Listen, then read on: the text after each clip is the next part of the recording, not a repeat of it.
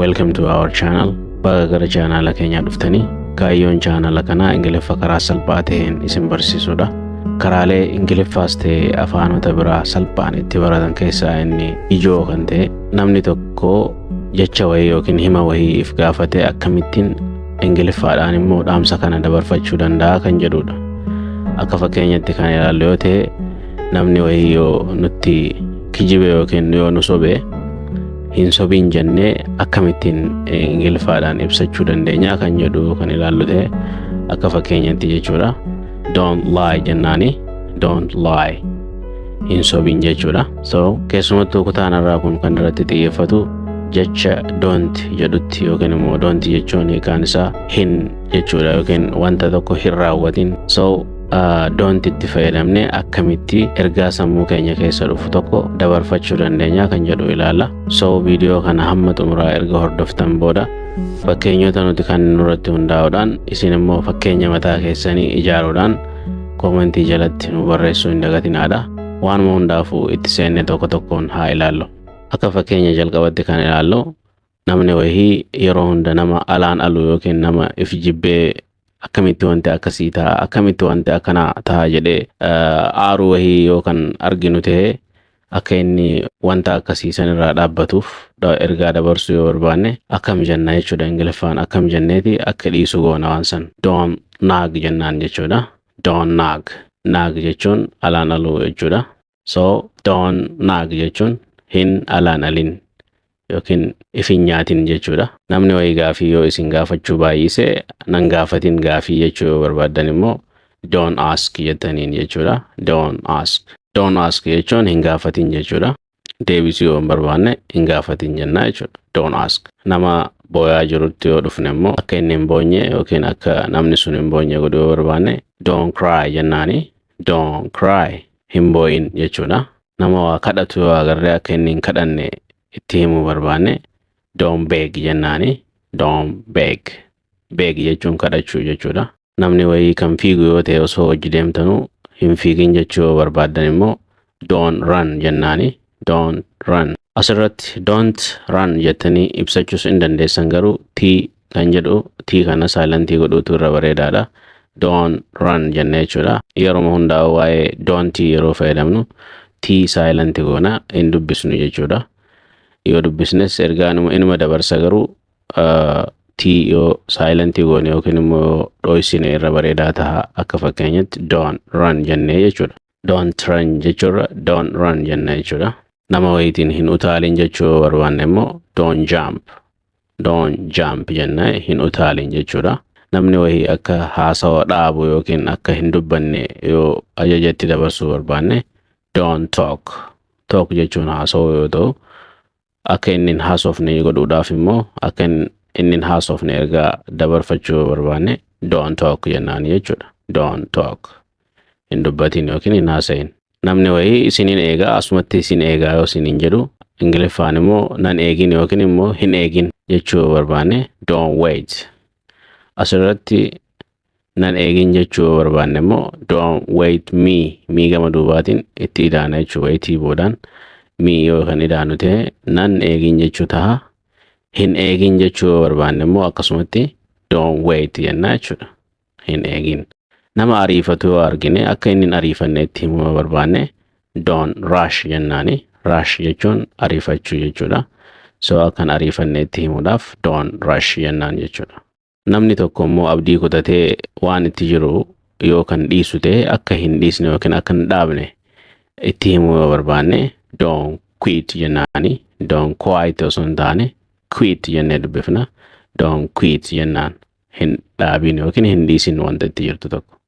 Nama if tuulu yookiin if jaju akka malee if jaju an nama akkasiiti jedhee nama if dhaadu wayii yoo kan argitan ta'e akka amala san dhiisu itti himuu kan barbaannu ta'e akkam jennaani. Don't brag. Don't brag jennaan jechuudha. Brag jechuun if jaju yookiin immoo if tuulu ta'a jechuudha. Nama sirbu wayii agarree akka inni nuti hin sirbine yookiin akka inni hin faarfanne itti ajaja dabarfachuu barbaanne maal jenna? Don't sing. Sing jechuun faarfachuu yookiin immoo sirbuu ta'a. So akka inni nuti hin sirbine yookiin immoo hin faarfanne wayii yoo kan barbaannu ta'e don't sing. Don't sing jennaan jechuudha. Hin sirbin.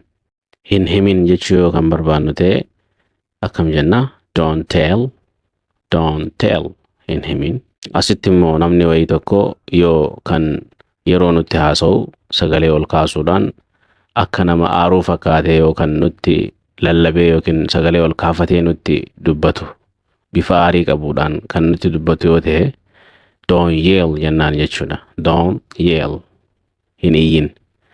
So asirratti iyyansi kuni isa aariidhaan namni sagalee ol kaasee sitti dubbatu jechuudha. Yell jechuun isa sani.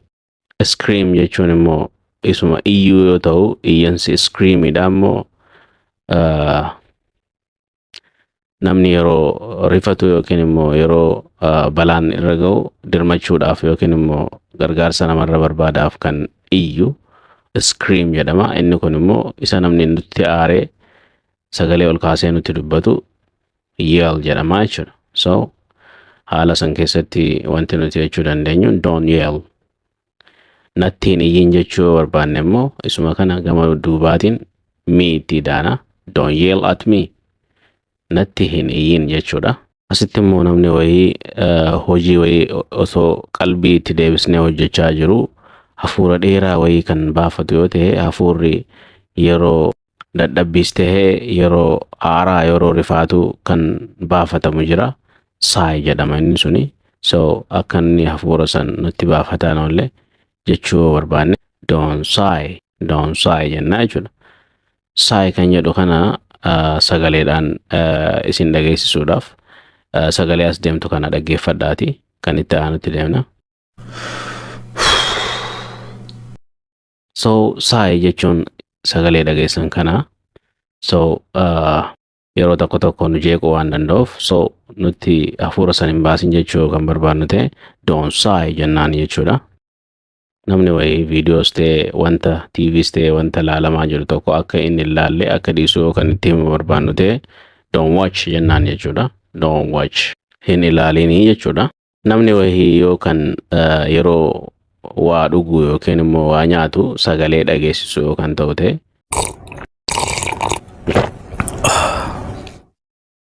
akka amma fakkeenyaaf sagalee dhageessan kanatti jechuudha. Maal jennaani? Don't slurp jennaan jechuudha. Don't slurp. Sagalee kana hin dhageessisinii jechuudha. So akka inni sagalee sana osoo hin dhageessisne nyaatu itti himuu keenya jechuudha. Don't slurp jennaa jechuudha.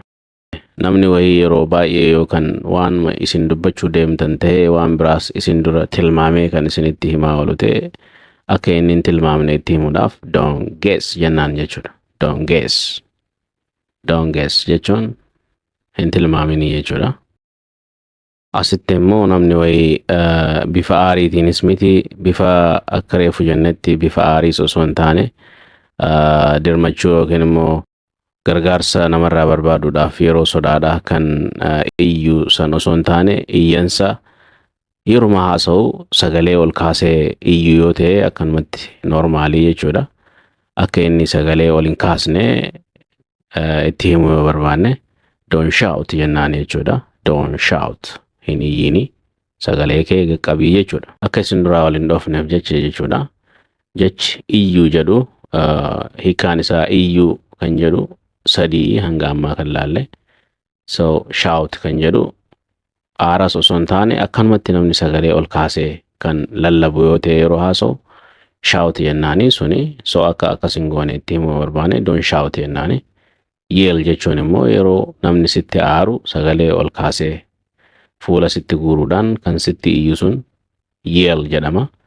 Akka sitti hin iyyine ergaa dabarfachuu barbaatte don't yell jettaani jechuudha. Inni biraa kan nuti ilaalle gosa iyyansaa keessaa scream kan jedhudha. Don't scream.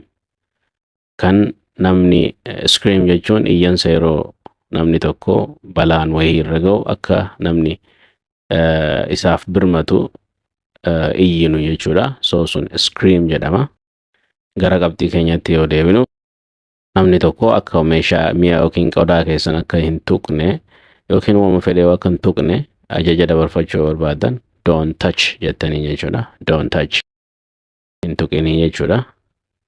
isuma kana deebistanii nan tuqin jechuu kan barbaadan ta'e me itti dabuu qofaa jechuudha duubaan. Don't touch me nan tuqini yoo isa hin tuqin jechuu barbaadan immoo jijjiirtanii him kan jedhu itti dabaluudha. Don't touch him isa hin tuqini. Nun tuqin jechuu kan barbaannu ta'e immoo don't touch us nun tuqin jechuudha. So isinis kanarra dhaabbattanii hima mataa keessanii akka ijaartanidha jechuu kan isinirraa eegamu. Akka hin rafne immoo yookaan namatti hima barbaannu ta'e don't sleep jenna jechuudha. Don't sleep. Akka hin kofallee namatti hima barbaanne don't laugh. Don't laugh jenna jechuudha. Hin kolfini. Namni wayii kan mormu ta'e immoo akka nun mormine itti himuu kan barbaannu ta'e don't argue jennaan jechuudha. Don't argue. Hin falmini yookiin hin mormini. Nama gadda keessa jiru yookiin dhiphina keessa jiru immoo akka hin dhiphanne itti himuu kan barbaannu ta'e don't worry jennaan. Don't worry. Hin yaadda'in yookiin hin dhiphatin jechuudha.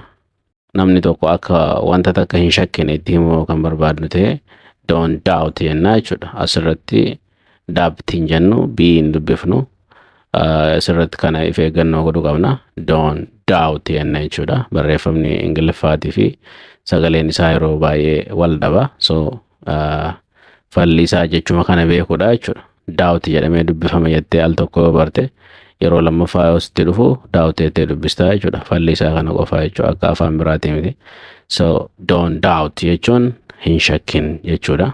Amma immoo kan ilaallu namni wayii yoo ija aariitiin nama wayii ilaalaa kan jiru ta'e ija aarii saniin akka hin ilaalle itti himuu kan barbaannu ta'e don't glare jennaan jechuudha.